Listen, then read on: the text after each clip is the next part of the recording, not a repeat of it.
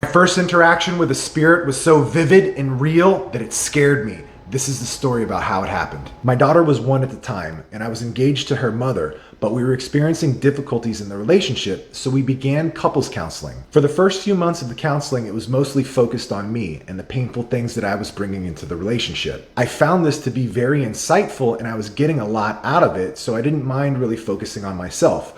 Looking back in hindsight, I can see where this was the first time I was doing shadow work. But we were still experiencing a lot of difficulty in the relationship, so the counseling sessions began to shift and focus a little bit more on her. But that only lasted a couple of weeks because it was extremely painful for her to dig up some of the stuff that was going on. And in one of our sessions, she called everything off and said that she was leaving me. She said that it was more painful for her to explore her unresolved pain than it was to leave me. I was devastated. I was barely able to drive home. I felt like my entire world was falling apart. I got back to my house alone and I was still feeling such shock from what just occurred. I really was having a hard time processing it. And as I was laying on the floor in my living room, completely distraught, I began to get the feeling that somebody was looking at me. All of a sudden, I felt like I was being electrocuted. All of the hairs stood up on my body and I felt this intense vibration. I picked my head up off the floor and I looked up and all I could see was this 8-foot tall spirit and another 4-foot blue spirit standing right there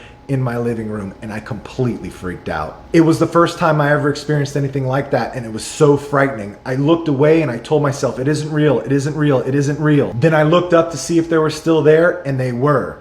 The 8-foot tall spirit told me, we are very real and it's time for you to wake up. I looked up at him and I said, fuck that. And I ran out of my house completely freaked out. I had no idea what to do, so I did the only thing that I could think of, and I called the couples therapist that I had just left. She told me she was still in the office and had got done seeing all of her clients for the day and insisted that I came back to see her. I'm out of time on here, but the story gets way crazier. Let me know if you're interested in a part 2.